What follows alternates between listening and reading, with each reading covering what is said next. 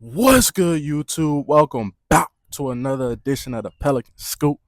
I am your host with the most, Jordan Kitchens, and good morning. Even though it's kind of not a good morning, we're 0-2, but it's a good morning. You wake up to see another day. It's life outside of sports. I'm just playing, guys. I'm playing. I know. That's that loser talk I'll be talking about. But no, we good. We good. Pelicans lose, tough one last night. 120 to 116 to the Spurs. Wembyama in the game came down to the Big Easy, and I'm a little conflicted, guys, because it was a lot of great. It was a lot of great last night. It was a lot of great, and you're walking away with another L. You're 0-2. But it was a lot of great. Further and furthermost, before I start off with anything, it was just a valiant effort overall by the team. All right, you're going in there with no big man. They just signed 46-year-old DeAndre Jordan, who honestly, he actually might be able to give us a little something. I seen some comments Queen said after the game that DeAndre was basically told him, man, just go hit somebody and go rebound. And DeAndre, was he coaching your lap tonight? Yeah. What were some of the things he was trying to get across? Just always hit somebody, go grab every rebound, and just like little mistakes I made out there. And Queen brought it. I mean, the team brought it, and you're 0-2. That's the problem. That's the problem that I'm having because let's just start off. Like I said, your valiant effort, no bigs, and you're going against a freak. 7'5", Victor Wembanyama, who honestly had a very modest game.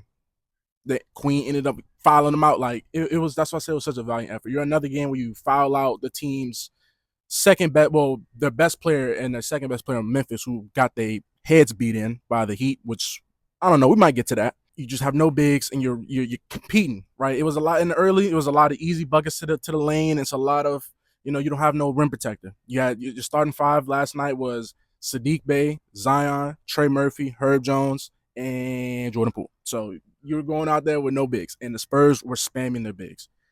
Wembyama and Cornette, they were. There was times where they was on the court at the same time. Like they made sure to, and that's what a good coach is supposed to do. That's what a good team is supposed to do. This is not like, yeah, they're supposed to be sweaty like that. They're supposed to spam two bit like, oh, you have no big man. The tallest person you have on the court is 6'6", 6'7" on a good day.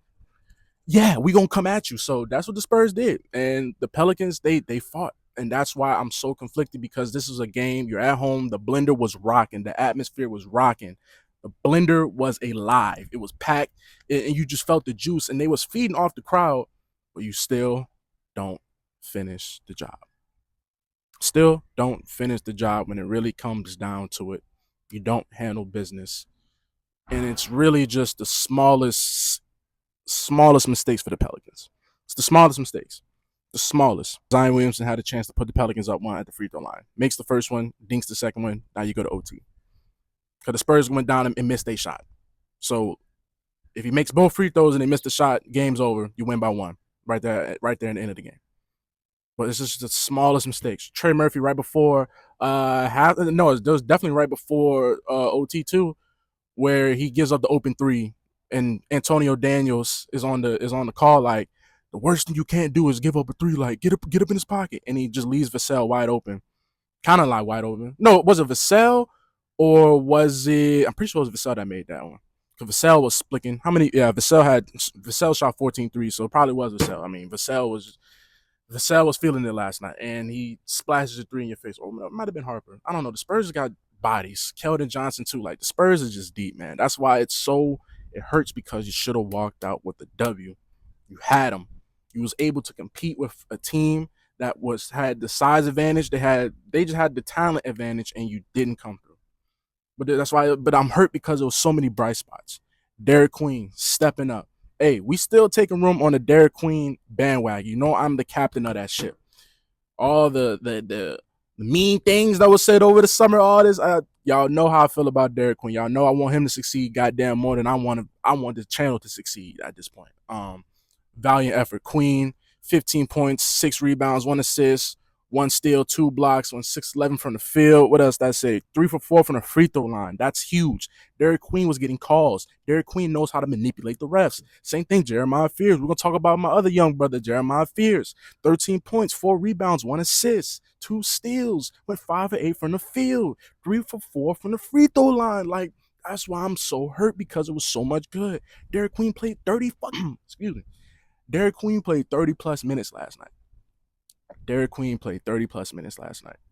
This brother ain't played a single minute of basketball, well, other than like scrimmaging and staying in shape. And he will get better in shape. Like y'all see, he will get better. But the fact that he's even able to not play basketball at all this whole summer after his injury in the summer league, didn't play not a single preseason, didn't play nothing. And this is his second game, and he was out there competing with Wembanyama. He was out there actually the best. It was actually to the point where Willie Green had no choice but to play Derik Queen because he was the only person that was able to guard Wembanyama. And I'm not saying that Queen was, we had one possession where he actually put the straps on him, but I'm not saying that Queen was the Wembanyama stopper. But in a game where you had no bigs and you needed to rely on a rookie that people ridiculed and shamed for his body and all this, like he will get in better shape. But all this, they ridiculed him, they talk bad about him, all this. This is second game in the NBA, and he's able to come out there and compete with damn near a top 5 player in the league right now. I don't give a damn. Wembanyama's top 5. This might be the Wembanyama glaze part. Wembanyama, I mean, the Spurs fans watching this. Congratulations. You guys will have an NBA championship. Maybe not this year, but it'll be soon. You'll get one out of him easy if he stays healthy. I mean, this guy is easily one of the greatest players of all time. Wembanyama had 9 blocks. Wembanyama last night had 29 points, 11 rebounds, 2 steals, and 9 blocks. I mean, just an absolute freak of nature. This guy is just, it's unbelievable how tall he is, and it's unbelievable how fast and just active he is. What makes Wembanyama so good, what I've noticed, is that he's never out to play. And this is what also pisses me off about Zion a couple times, last night and the night before, when he just does that complaining and doesn't hustle back. What makes Wembanyama so effective is that he's 7'5" and he's hustling all game long. Wembanyama is down and back all game. He's running the break all game. You have to account for a 7'5" dude that is moving like a gazelle all game long. That's why he's so good. I realize that. It's not because, he's super skilled, and yes, but he uses that he's tall to his advantage. Like, there's a lot of 7-footers in the league that you see that don't use being tall to their advantage. They're soft. DeAndre Ayton. Who else is it? Like Kristaps Porzingis. These other 7-footers that want no contact. Wembanyama is getting contact. He's literally aggressive all game long. All game long. He's getting easy buckets. And they make sure to give him easy buckets. They give him all these little dump offs, little alley-oops to the 7'5", bro. You ain't even touching it. And he's just putting constant pressure on the rim all game long. And that's what he was doing. And he was able to get him in foul trouble and actually foul him out the game, and you didn't come away with a W. And honestly, the Pelicans played worse when they fouled out Wembanyama. That was the sick part about it. When they finally fouled him out in OT, the crowd cheering like they just slayed the dragon. They fouled Wembanyama out. The blender erupts in a standing ovation. Like, it was like they just over here beat the final boss. It was like you beat you beat Bowser and you clap like, yeah, that beat the game. You beat the final boss of Elden Ring. You just like, damn, I finally beat the game. That's how the Smoothie King reacted when Wembanyama fouled out the game. I have never seen, look, the wind blowing. Yeah, I'm recording on my phone, bro. So now I gotta write my notes down. Bro. I come prepared. But they fouled this brother out the game, and you would have thought they announced on the Jumbotron, everybody's leaving with a Chick-fil-A sandwich. You know what I'm saying? Like, you would have thought they announced that somebody just won a new Alexis.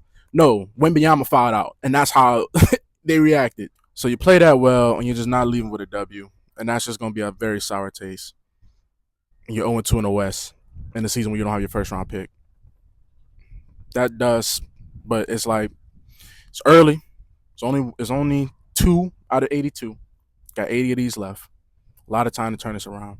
But it has to happen next game immediately. Like, it immediately has to happen. Because it's not like the Pelicans are bad or playing bad. They're in every game. They just don't know how to win. They still don't know how to win.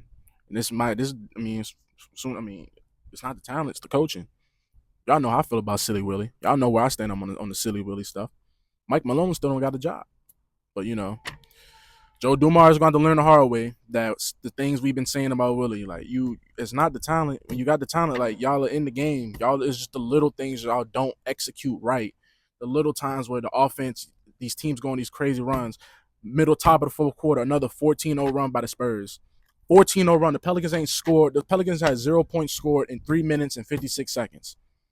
No timeout, no nothing. They call it timeout, no nothing. They just letting them play. And they go on a 14-0 run in the top of the fourth quarter. A game you should have won. You had less turnovers than the Spurs too, and you still find a way to lose. What other reflection of that? Because I can't say it's the talent.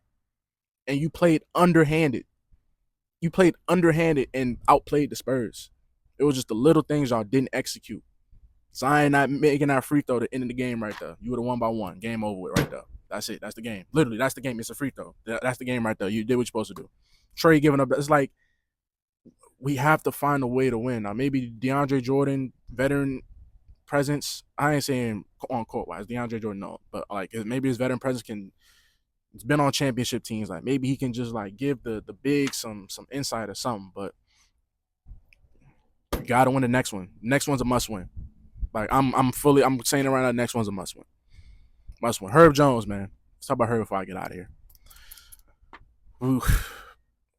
Listen. Either Herb Jones is going to have to wake up and give us something offensively, or sooner or later you're gonna have to start Jeremiah Fears,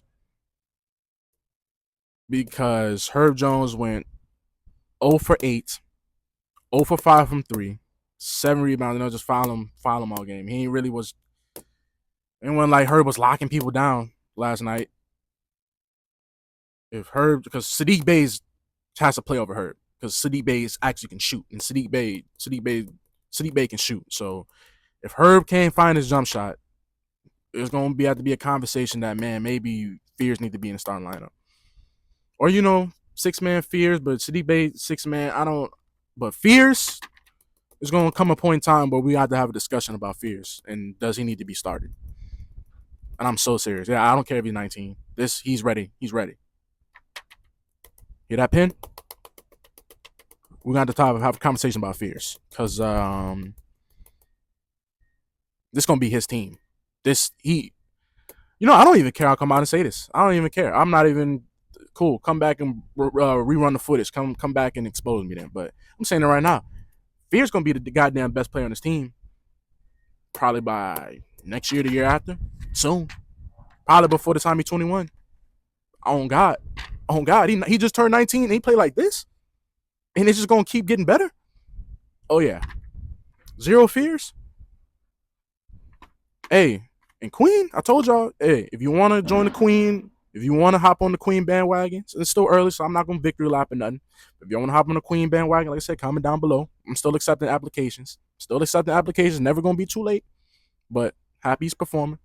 Like I said, y'all hop in the comments. Y'all let me know how y'all feeling, man, about this game. Where we at, man? We 0-2. What's you got to win, bro. Like, you have no pick. You need to win. You need to win. You need to win. You need to win. You need to win. Like I said, y'all let me know down in the comments what y'all thinking, man. Anything about the game, anything that's been bothering you, I'm listening. I got you. We'll have a discussion. I really will. Promise you. I've been your host, Mo Jordan Kitchen, man. Enjoy y'all Saturday. Wish we had a W waking up to it, but it is what it is, man. It is what it is. Gotta win the next one. Must win. I've been your host of the most. Signing out. Peace.